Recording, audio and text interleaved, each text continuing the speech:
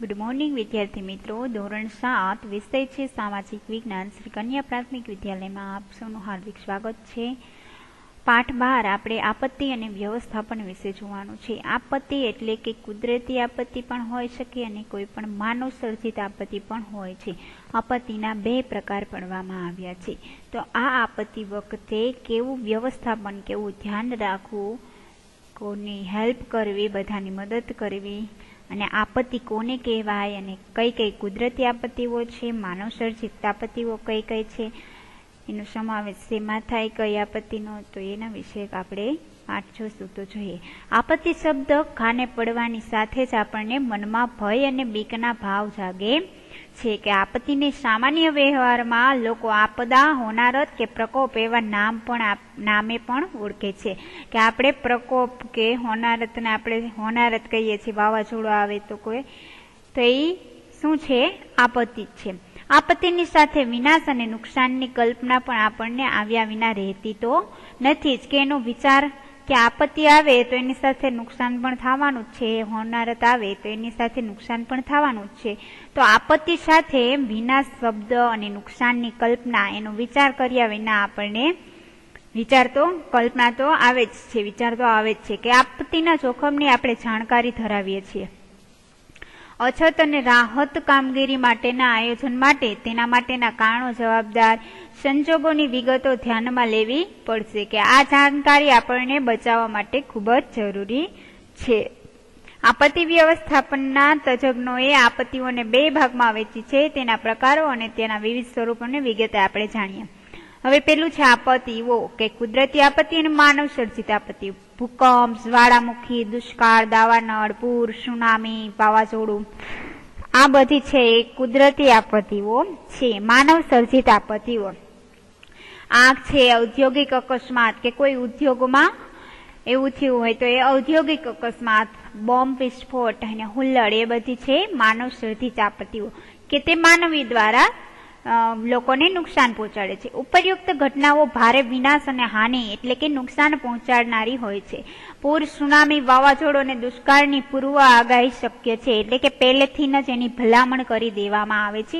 News ચેનલો, TV news દ્વારા આપણને માહિતી પૂરી પાડે છે, તો એની આપણને અગાઉ ખ્યાલ આવી જાય છે. તેથી તેનો બચાવ કરવા માટે આપણે અગાઉ સમય પણ મળે છે અને પગલાં પણ એના બચવાના ગોઠવીએ છીએ. અને જાનહાનિ પણ એનાથી નિવારી શકાય છે. જ્યારે ભૂકંપ, જ્વાળામુખી અને દાવાનળની કોઈ પૂર્વ આગાહી શક્ય નથી. તેથી તે દ્વારા ભારે વિનાશ થવાની પણ સંભાવના હોય છે.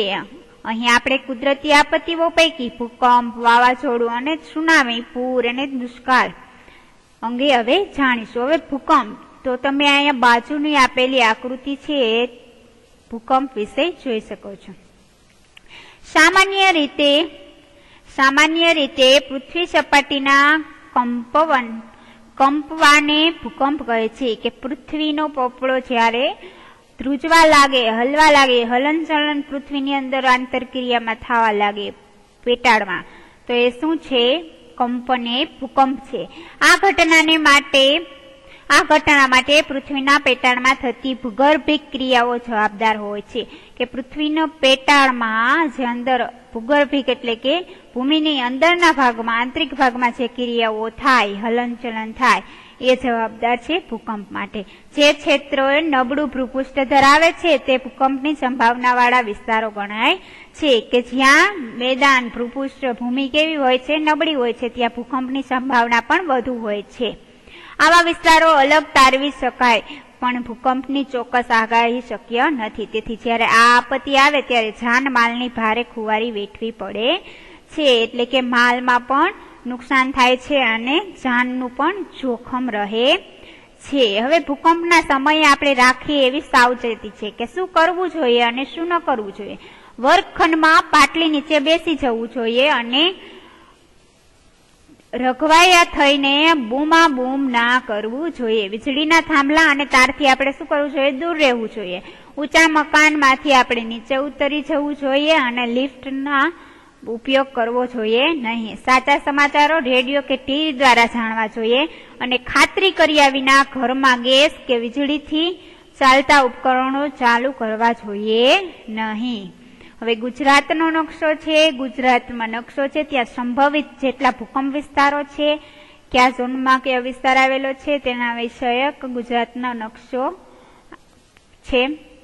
હવે ત્યારબાદ જાણવા જેવું છે તે જે તમને ગમશે કે ભૂકંપની તીવ્રતા રિક્ટર સ્કેલ નામનું જે યંત્ર છે એ એકમથી માપી શકાય છે. જેમ તીવ્રતા વધુ તેમ વિનાશ પણ કેવો હોય છે, વધારે થાય છે.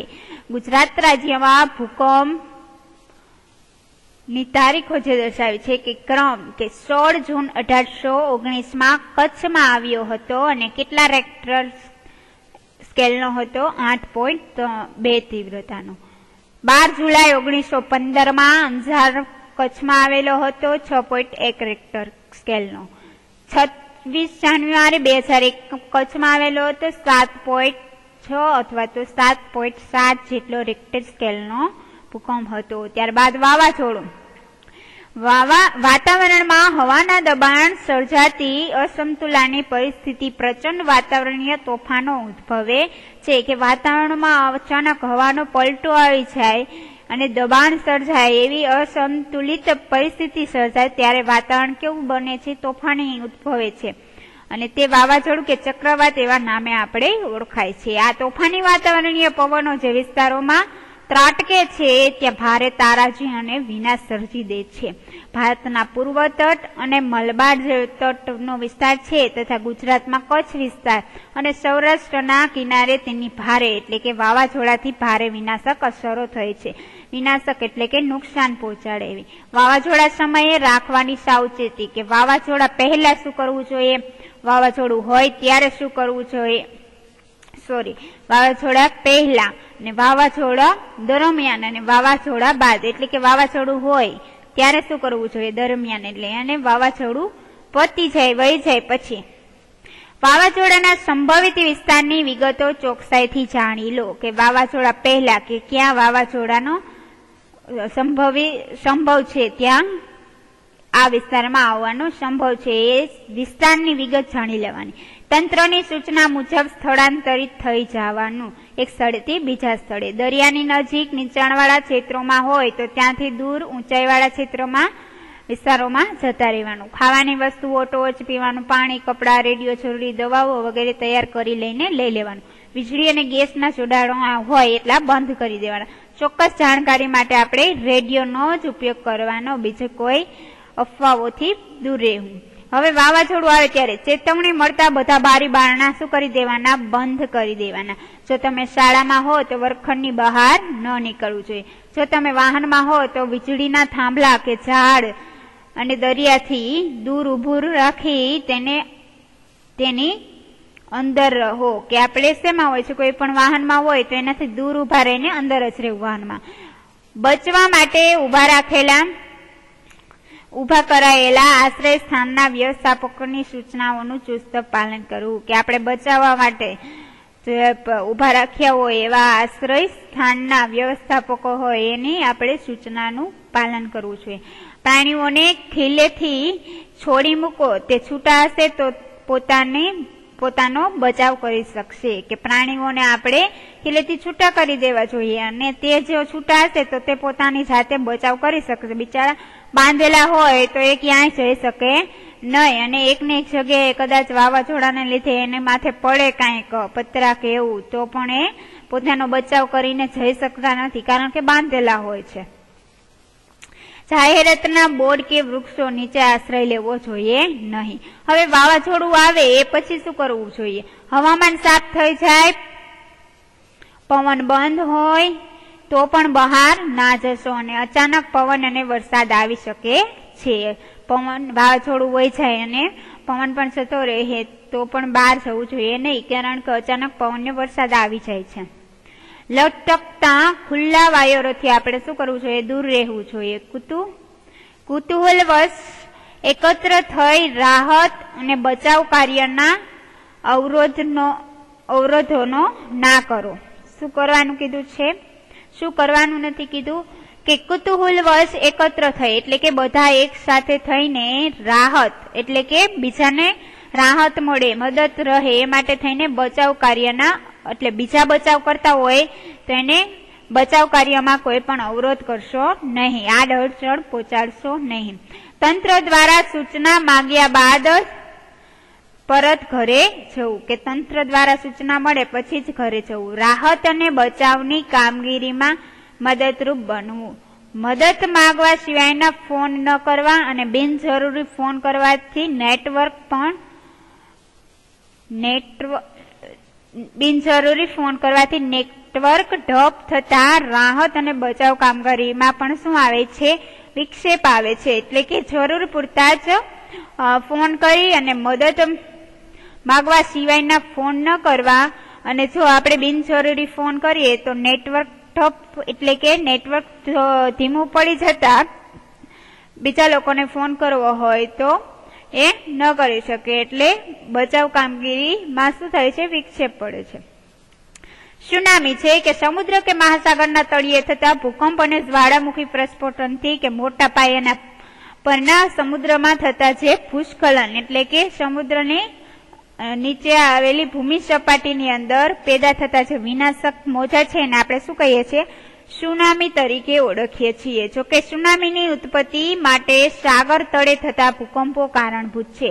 કે સુનામી ક્યારે થાય છે? તમે સુનામીની જોઈ શકો છો તસવીર, કે સમુદ્ર કિનારે જે ભૂસ્ખલન એટલે કે ભૂકંપ થાય છે, સમુદ્ર કિનારે જે ભૂમિની આંતરક્રિયામાં જે હલનચલનની ક્રિયા થાય છે એને લીધે સમુદ્ર ઉપર અસર પડે છે અને સમુદ્રના મોજા ઉછળી પડે છે, તો એ સુનામી છે.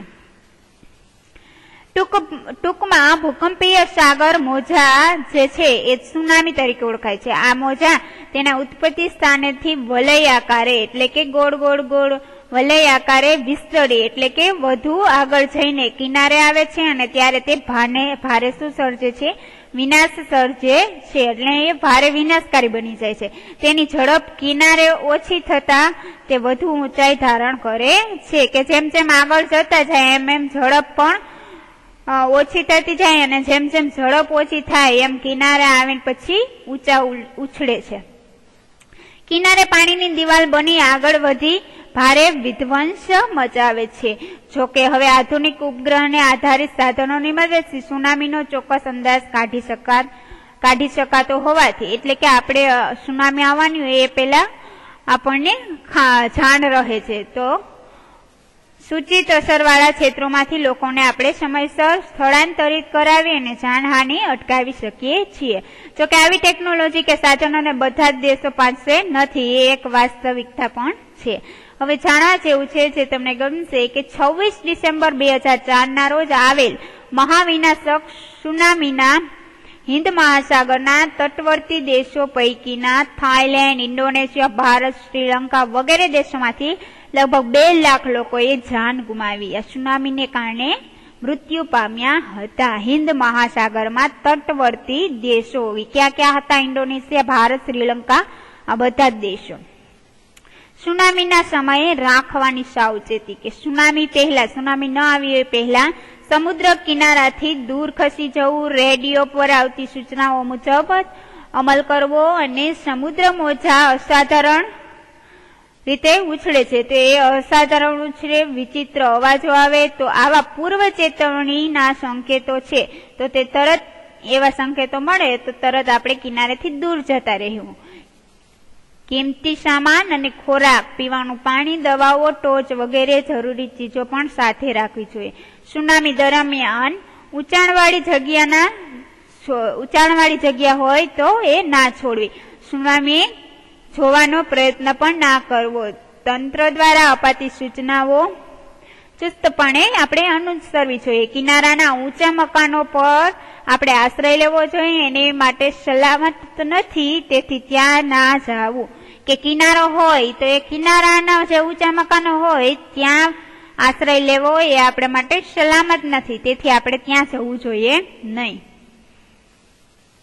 ત્યારબાદ છે સુનામી વહી જાય પછી, કે રેડિયો, ટીવી કે સોશિયલ મીડિયા પર આવતી જે આધારભૂત વિગતો છે એ મુજબ જ આપણે વર્તવું જોઈએ, કોઈની અફવાથી ડરવું જોઈએ નહીં. તંત્ર દ્વારા સૂચના મળ્યા બાદ જ ખાલી કરેલા વિસ્તારમાં જવું અને ક્યારેય અગાઉ કરતા વધુ ઊંચા મોજા પાછળથી પણ આવી શકે છે. ત્યારબાદ છે પોતાના મકાનમાં સલામતીની ખાતરી ન થાય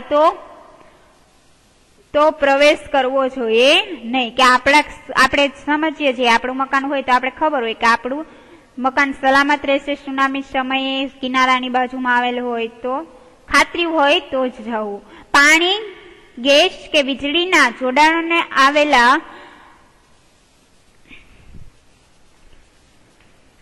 પાણી, ગેસ કે વીજળીના જોડાણોમાં આવેલા ભંગાણની જાણ તંત્રને કરવી. કે સુનામી બાદ જે પાણી કે વીજળી કે કોઈ પણ એ સાધનોને નુકસાન થયું હોય તો એ સાધનો એ દ્વારા આપણે કોને જાણ કરવી જોઈએ? વીજળી કે ગેસ વાળા હોય કોઈ, એ ભંગાણની જાણ તંત્રને કરવી જોઈએ.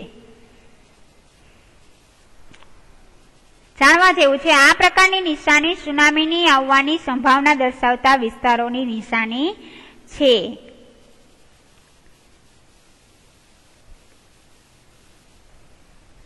કે આ નિશાની છે શું છે? Living tsunami hazard zone.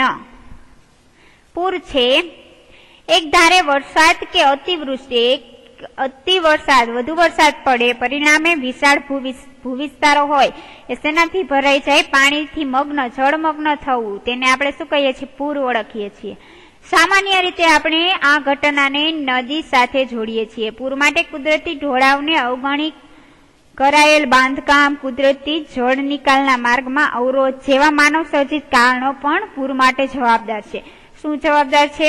કે ઢોળાવ હોય તો એ ઢોળાવ અવગણી કરાયેલ, એટલે કે ઢોળાવને કાઢીને ત્યાં બાંધકામ કરાયું હોય અને કુદરતી જે જળ નિકાલ કરાયો હોય એ માર્ગ ઉપર કરાયો, તે અવરોધક છે. તો એ માનવ સર્જિત કારણો છે. મોટા શહેરોમાં વધુ વરસાદથી ક્યારેક જળ ભરાવાની સ્થિતિ એ પૂરનું સ્વરૂપ ધારણ કરે છે. અહીં તમે પૂરની તસવીર જોઈ શકો છો. હવે ગુજરાત રાજ્યોમાં સંભવિત પૂર વિસ્તાર છે તેના વિશે એક માહિતી આપી છે.